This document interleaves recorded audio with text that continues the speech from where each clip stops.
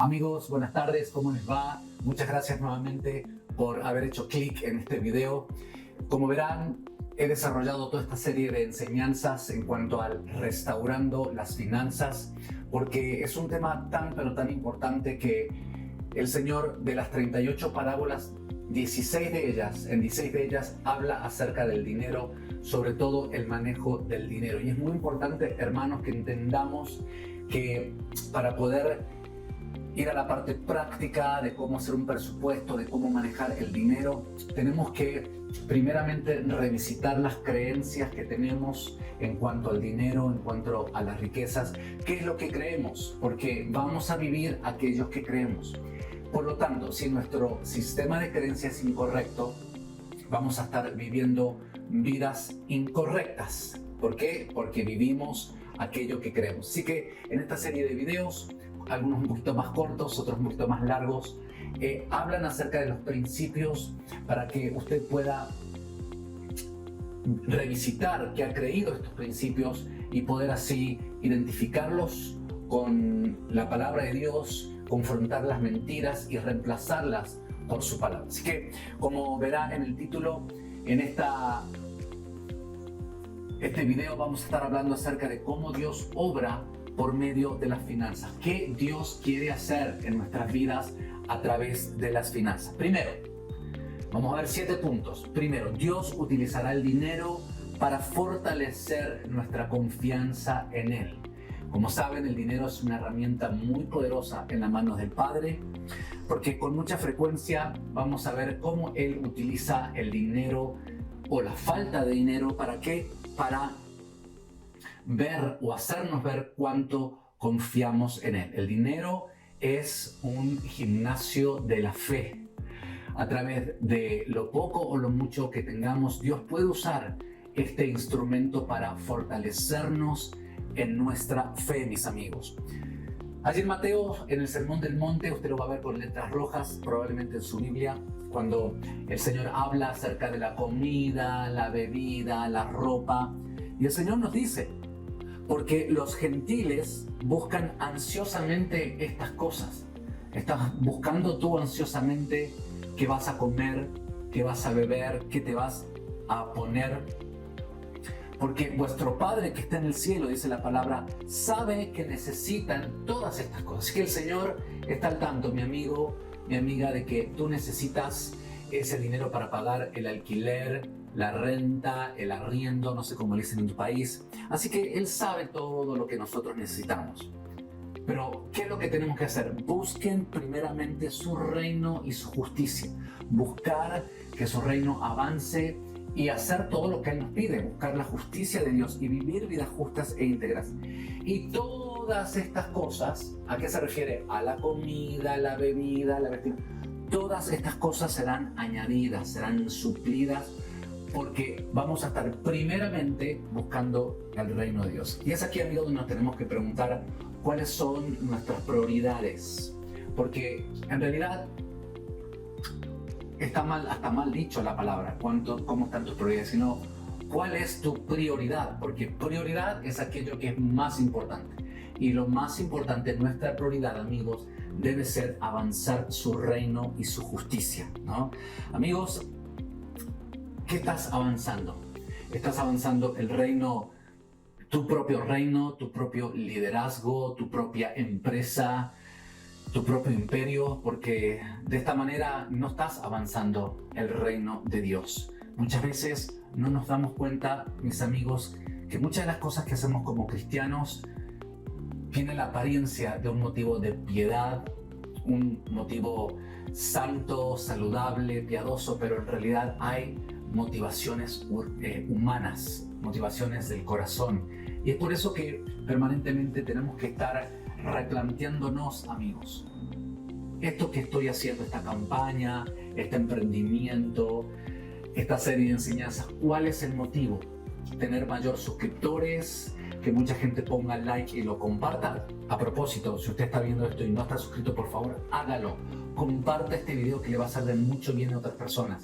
Pero de ninguna manera está en nuestro corazón querer lucrar con esto. Por el contrario, queremos que todos puedan bendecirse y puedan beneficiarse a medida que se educan en cuanto al diseño de Dios para las finanzas. Amigo, amiga, sopesemos en nuestro corazón y preguntémosle al Padre perfectamente, primeramente, qué es lo que hay en nuestro corazón. Este principio muestra claramente que Dios utilizará el dinero para fortalecer nuestra confianza si nosotros sencillamente aceptamos y abrazamos nuestra posición como ¿qué? ¿Como dueños? Sabemos que no somos dueños de nada, sino aceptar nuestra posición como mayordomos, como administradores, y todo lo entregamos en tus manos. Sí, Señor, esto a mí no me corresponde, no es mi auto, es tu auto, Señor, no es mi casa, es tu casa.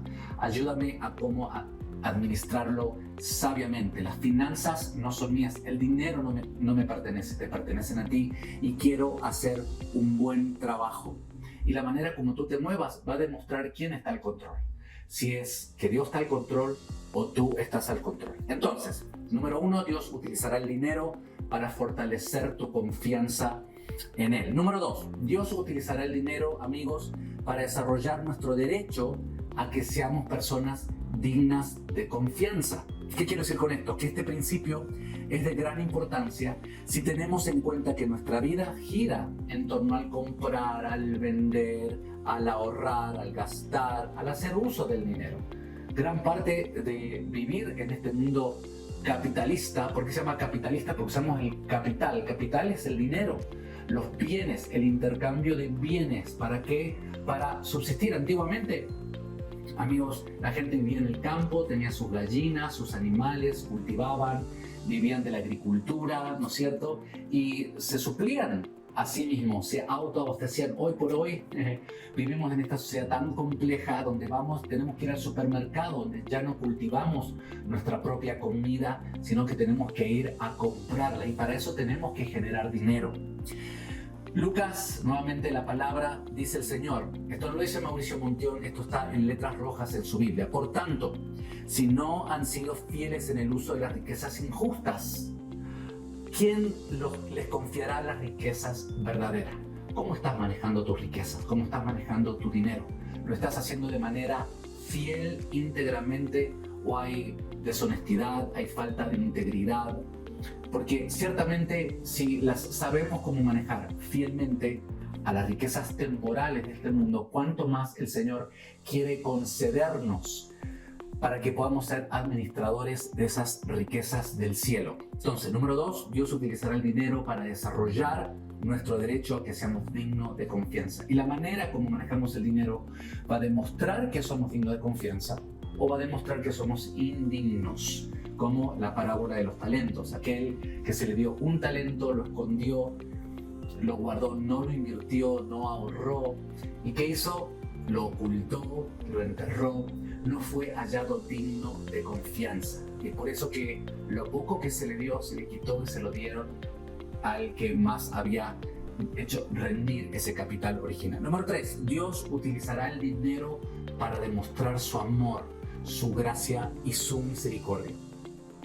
Hay muchos cristianos, mis hermanos, que permanecen apartados de la voluntad de Dios porque temen poner sus vidas enteramente en las manos de Dios, como así también sus propios recursos. Son renuentes a entregárselo todo al Señor y confiar ciegamente en Él.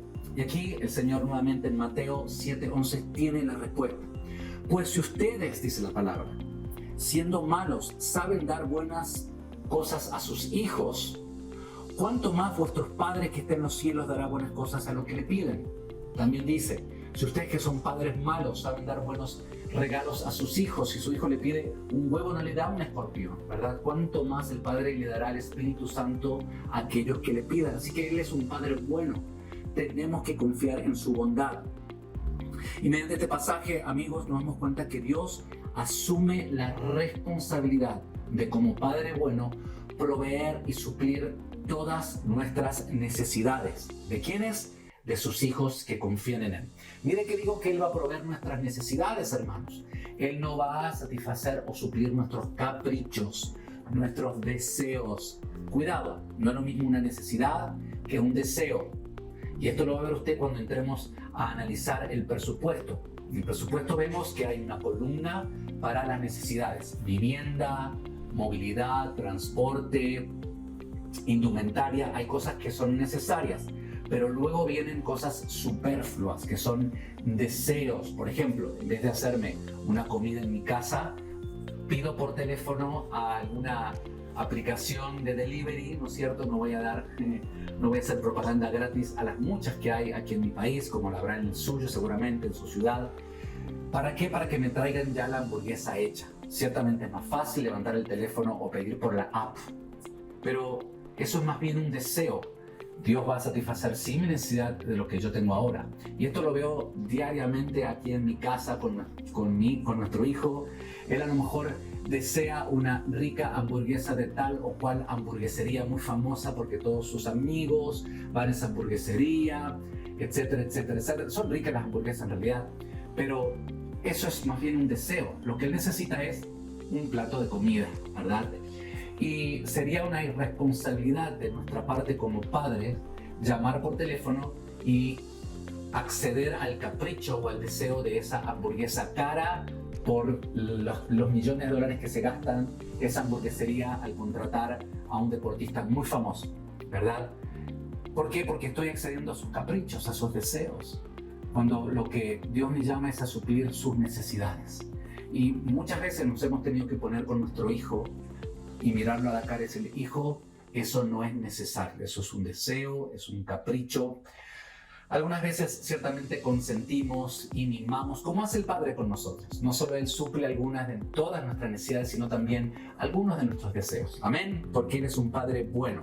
Pero Él no promete que va a satisfacer todos nuestros deseos y caprichos. No, Él va a satisfacer todas nuestras necesidades. Entonces Dios va a utilizar el dinero para demostrarnos cuánto nos ama, cuánto Él se preocupa por nosotros. Amigo, la palabra dice que Él tiene contados los cabellos de nuestra cabecera. Bueno, en mi caso no va a tener mucho trabajo el Señor porque no tengo mucha cabellera, ¿verdad? Pero yo a mi hijo Jonathan lo amo apasionadamente, pero jamás me he puesto a contar los cabellos de su cabeza. Ciertamente esto habla del cuidado y del detalle que tiene en nosotros nuestro Señor, como Él se fija en nosotros y Él le interesa profundamente nuestro bienestar. Y Él asume la responsabilidad de suplir, de satisfacer. Y tenemos que confiar que Él lo va a hacer, amigo.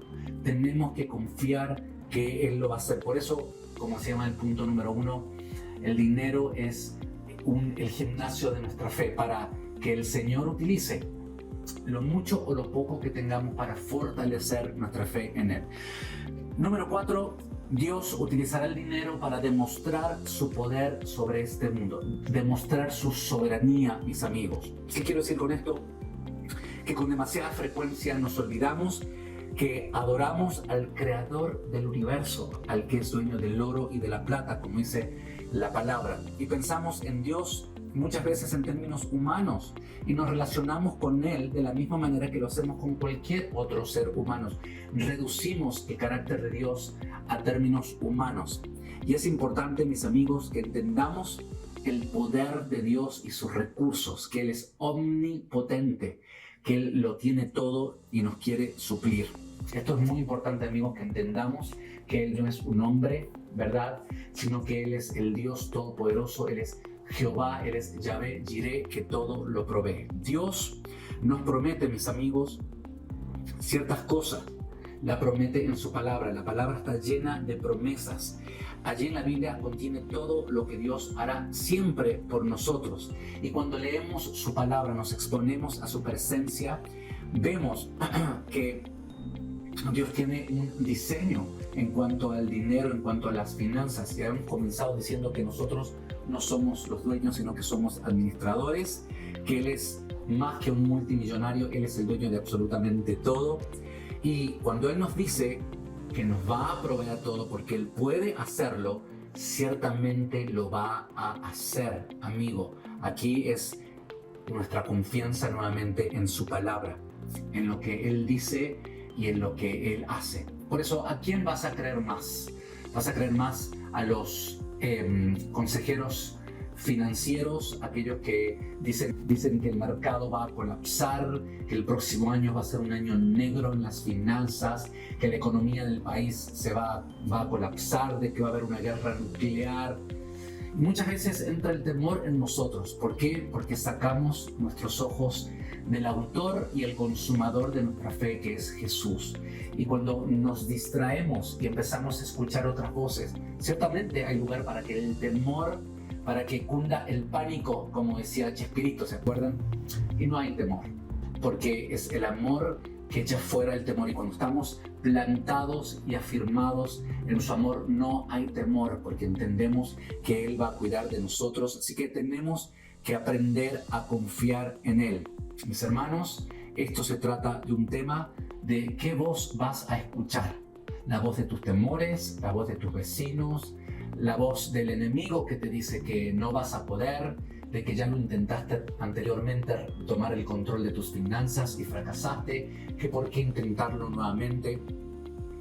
Y el Señor comenzamos a través de este gimnasio de la fe a desarrollar el músculo de la confianza, y Él comienza a otorgarnos, a concedernos pequeñas cosas, ¿no? Porque solamente somos capaces de confiar en pequeñas cosas, y a medida que vamos aprendiendo a confiar en pequeñas cosas, y si hacemos una buena obra confiando, administrando eso pequeño, Él ciertamente va a comenzar a darnos mayores cosas de mayor importancia, de mayor peso, y nuestra fe en Él comienza a crecer, mis hermanos, y es realmente como una bola de nieve, es imparable. A medida que vemos al Señor obrar en cosas tan pequeñas, Él comienza a hacer cosas mayores y mayores en nosotros. Nuestra fe, nuestra confianza en Él comienza a crecer, nuestra confianza en que Él no solamente puede, sino que Él desea, Él quiere suplirnos, mis hermanos. Por lo tanto, somos conscientes de que Dios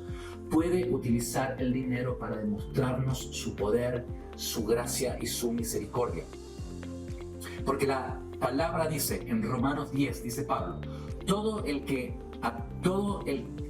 aquel que cree en Él no será avergonzado, dice la palabra, porque no hay distinción entre judío y griego, pues el mismo Señor es el Señor de todos. Él es el Señor de todos y de todo, abundando en riquezas para todos los que le invoquen. Él se deleita en ataviarnos de bendiciones que vienen del cielo, mis amigos. Y a medida que gustamos del Señor y sabemos que Él es bueno, tanto más queremos de las cosas atemporales, de las cosas eternas, de las cosas celestiales. Entonces es a través del dinero que el Señor demuestra su poder, su amor y su gracia. Principio número 5. Dios utiliza el dinero con el fin de unir a los cristianos, de sanar al cuerpo de Cristo, a fin de que todos podamos compartirnos las bendiciones que Él derrama. El dinero puede llegar a ser, si usted le permite, una herramienta muy poderosa en las manos del Señor para sanar, para edificar al cuerpo de Cristo. Como dice Pablo nuevamente, como está escrito, el que recogió mucho no tuvo demasiado, y el que recogió poco no tuvo escasez. ¿Por qué? Porque el Señor utiliza los recursos del cuerpo de Cristo para satisfacer los recursos del cuerpo de Cristo. En muchas ocasiones Dios se vale de la abundancia de ciertos cristianos más pudientes, con mayor capacidad de generar recursos para satisfacer las necesidades de otras personas. Y esto lo vi, amigos, de una manera tan real, tan tangible, tan palpable en mi vida, cuando el Señor me llama al Ministerio Restauración allí por el año 1997. Quizás algunos de ustedes ni siquiera habían nacido, ya casi 3 décadas atrás. Y parte de mi entrenamiento tenía que ver con el poder viajar a la nación de Estados Unidos de Norteamérica y poder ser entrenado allí en el seminario durante 2 años. Pero por cuestiones migratorias yo no podía trabajar en ese país porque no tenía los papeles para hacerlo, para ganar el dinero. Tenía que yo levantar mis propios recursos para poder sostenerme durante estos 2 años. Yo decía, Señor, ¿cómo vas a hacer? Amigo, necesitaba en ese tiempo $10,000 por mes. porque el estado donde yo me eduqué en ese tiempo, California, era el estado, sigue siendo, un estado donde el estilo de vida es muy, pero muy costoso. Hoy seguramente debe ser el doble. Y para un joven de 25 años de un país subdesarrollado como Argentina, con escasez económica, decía, hoy, ¿cómo vas a hacer, Señor, para levantar estos $10,000, 20,000 en realidad, porque fueron 2 años? Pero yo tenía la confianza, tanto había hecho el Señor en el área de restauración emocional, relacional, sexual. Los que todavía no han escuchado mi testimonio, en este canal van a tener diferentes videos donde puedo compartir cómo el Señor salió a mi encuentro cuando yo estaba sumido en el estilo de vida homosexual, en una depresión muy profunda. Dios sale a mi encuentro y me dice, Mauricio, yo sé quién te he creado para que tú fueras. Y dije, Señor, yo quiero volver a ese diseño original. Me aferré a su mano y en un periodo de varios años el Señor trajo tremenda restauración en esta área de mi identidad, de mi sexualidad, de mis relaciones. Y fue tan real Dios para mi vida que dije, $10,000 para ti no es nada. Si tú eres el dueño del oro y de la plata y has prometido, tú lo vas a hacer. Así que a medida que aprendí a confiar en el Señor en esta área de mi sexualidad, en mis relaciones, Dios comenzó a confiarme otros recursos y a probar realmente mi fe. Mis hermanos, esto no es cuento ni mito, esto es la realidad sobrenatural del Evangelio del Reino, mis hermanos. Como a través de hermanos que yo contacté, que había conocido, comenzaron a apoyarme económicamente, financieramente durante estos 2 años. Pude estudiar en esa nación y regresar en el año 2000, donde comencé el ministerio Restauración, gracias a la ayuda de estos hermanos que Dios utilizó para suplir lo que yo necesitaba para mi educación en esa nación. Es importante que al enfrentarnos a momentos de auténtico caos económicos, de escasez, que aprendamos, hermanos, el principio de que la sobra de dinero en nuestra vida, de hecho todo lo que tenemos, la falta de dinero, la sobra, lo poco, lo mucho, está allí con un propósito. Y tenemos que aceptar la voluntad de Dios, mis hermanos. Por ejemplo, cuando Dios envía a José a Egipto, al Señor no se le chipoteó, mis hermanos. Había un propósito mucho mayor para que este joven judío fuera a esa nación. Y Dios lo usó para salvar a toda la nación egipcia, para salvar a su propio pueblo de Israel, para salvar a todo el mundo en esa época. Porque, bueno, durante 7 años hubo mucha abundancia. Se acuerda que Dios usó a este administrador, a José, que fue segundo en comando luego del faraón. Y vinieron 7 años de vacas flacas. Y a través de lo que él había ahorrado, había guardado, José pudo su pueblo, su propia familia, subsistir. Dios sencillamente usa lo que Él ha encomendado en nosotros para cumplir un propósito mucho mayor. Entonces, Dios utilizará el dinero con el fin de suplir las necesidades del cuerpo de Cristo. Número 6. Dios también utilizará el dinero para proveer dirección a nuestras vidas.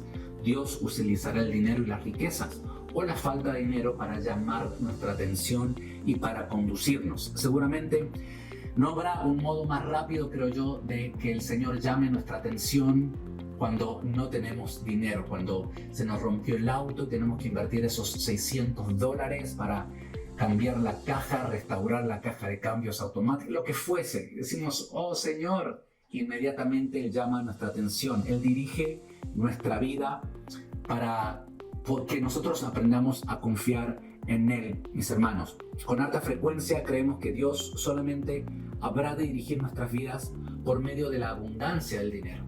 Pero no es así, amigos. No solamente necesitamos sabiduría para cuando hay abundancia, sino cuando hay escasez, cuando no tenemos lo suficiente. Señor, ¿qué puerta vas a abrir para proveer en esta circunstancia, en estos años o en este tiempo de desierto económico, financiero, donde no hay suficiente? Él nos lleva por su camino, mis hermanos, con la misma gracia y misericordia que nos lleva cuando sí hay dinero, en tiempos de vacas gordas, pero también y sobre todo en tiempos de vacas flacas. Como dice Pablo allí en Gálatas, no nos cansemos de hacer el bien, pues a su tiempo, si no nos cansamos, segaremos. Así que, ¿qué tenemos que hacer? seguir haciendo el bien. Y si usted no se cansa, el Señor le va a dar para que usted pueda cosechar. No nos damos por vencidos, amigos, sencillamente por el hecho de enfrentarnos a una determinada dificultad. Y es aquí donde yo le doy gracias al Señor por haber nacido en Latinoamérica, sobre todo en Argentina, donde hemos visto tantas crisis económicas, mis hermanos, tanto caos, donde hemos tenido que aprender a hacer resets una y otra vez. Estamos ya terminando este año 2024, donde hace un año hay una nueva administración, donde hace un año la moneda del peso argentino se devaluó a la mitad más. Un dólar, se necesitaban 300 pesos para comprar un dólar y se devaluó a 800, que de un día para otro necesitaban 800 pesos argentinos para comprar un dólar. Hoy está a 1100. Y bueno, por vivir en estas contingencias económicas, el Señor las ha usado para generar en nosotros una resiliencia, una docilidad y una adaptabilidad a los cambios. Mi hermana, cuando me vino a visitar a Estados Unidos, cuando vivía yo allí, se enamoró de un amigo, se casó, ella vive en California ya hace poco menos de 3 décadas, y cuando nos reunimos, cuando viajamos, yo le cuento a mi cuñado norteamericano que en el año 2001 hubo un corralito, los argentinos se acordarán, donde el gobierno confiscó todas las cuentas de banco de todos los que tenían dólares y se quedó con ese dinero. Mi cuñado se agarraba de los pelos y decía, pero ¿cómo puedo hacer eso? Si eso pasara aquí en mi país, todo el mundo saldría con escopetas a derrocar ese gobierno. Y nosotros nos repusimos en Argentina, sobrevivimos a esa crisis del corralito, a la crisis del 2008. ¿Cuántas crisis que Dios ha utilizado para fortalecernos, para fortalecer primeramente nuestra confianza en nosotros y para desarrollar en nosotros una adaptabilidad, mis amigos? Y el hecho de, a veces cuando vienen tiempos de vacas flacas, son tiempos que ejercitamos nuestra fe, sobre todo aprendemos a confiar en Él y nos damos vuelta con lo poco o lo mucho que usted pueda llegar a tener, ¿no? Es muy importante que escuchemos dónde el Señor nos indica ir, cuál es su guía, cómo Él nos conduce, y tener la visión precisa para conocer cuál es su voluntad con respecto al dinero, dándonos en abundancia o cuando estamos privados de ese dinero. Creer que Él está haciendo algo y poder escuchar su voz, escuchar su guía, por dónde nos quiere llevar. El cristiano, amigo, que está buscando la voluntad de Dios, debe primeramente estar seguro de que deja totalmente el control de su vida en la mano del gran yo soy, en Jehová Jireh, el que va a proveer, incluyendo todo, su familia, todo aspecto emocional, relacional, financiero, espiritual, sexual, y que estamos buscando su dirección. Muchas veces Dios utiliza las carencias, los conflictos en nuestras vidas para poder probar que Él es bueno y para siempre su misericordia. Entonces Dios va a utilizar el dinero para proveer dirección a nuestra vida. Y el último punto, el último principio, Dios puede utilizar el dinero para satisfacer las necesidades de otros. Vimos más o menos en el punto 5 que Dios utiliza el dinero para unir a la iglesia y satisfacer, edificar al cuerpo de Cristo. Pero Dios va a usar el dinero, si usted le permite, para satisfacer necesidades de otras personas que tienen necesidades. Aquellos cristianos que se dedican a amasar fortunas sin planear el aspecto económico de sus vidas, nunca van a sentirse realmente plenos, no van a sentirse realizados, porque el motivo ha sido atesorar, un motivo egoísta, y sabemos que hay más felicidad en dar que en recibir, y Dios realmente bendice al dador alegre. Hay otros que dicen, pero ¿cómo puedo dar yo, Mauricio? A duras penas puedo pagar la boleta de la luz, del gas, de proveer el alimento a mi familia. Yo no tengo para dar. Mis amigos, esto no se trata de la cantidad, esto se trata de todo lo que usted reciba. Como un principio bíblico, tiene que separar inmediatamente un 10% para darlo. Esto es una de las claves que usted va a abrir las puertas del cielo para encontrar su bendición. Usted, de todo lo que reciba, separe el 10%. Si recibe 100, luego de los impuestos, ¿verdad? Primero al César lo que es del César, damos nuestros impuestos al fisco y del remanente que queda el 10% de ese ingreso, luego de haber deducido los impuestos, eso va al Señor, ese 10%. Ya vamos a estar viendo un poquito en esa torta de qué porcentaje le vamos a dedicar a el dar, luego a lo que necesitamos para vivir y luego lo que necesitamos para ahorrar e invertir. Dios realmente quiere usar esto para el dinero, para ver que Él está al control y que Él es soberano. No nosotros, mis amigos, no somos los dueños de absolutamente nada. Amigos, espero que estos 7 principios de cómo el Señor quiere usar las finanzas en nuestras vidas realmente para obrar en nosotros y en otros. Amigos, las finanzas son una bendición camuflada. Llámese que usted tenga mucho dinero o tenga poco dinero. El dinero y las riquezas o la falta del dinero, la escasez, es una bendición camuflada porque realmente nos dan la oportunidad para ver que Dios es bueno y para siempre su misericordia y que Él va a suplir absolutamente, mucho más abundantemente que imaginamos y que pretendemos, porque Él es un Padre bueno, un Padre fiel y nos dará lo que necesitamos. Y a veces Él también nos consiente, nos mima y nos da cosas que quizás necesitamos y deseamos también. Amigo, si este video ha sido de bendición, te pido por favor que lo compartas, porque hay más bendición en compartir, en dar que en recibir. Ponle un like, comenta si te ha servido, comenta algún testimonio que tú tengas que para nosotros será una bendición poder, si hay algún tema en específico en cuanto a esto de las finanzas, poder hacer un video al respecto. Gracias, bendiciones y que tengan un excelente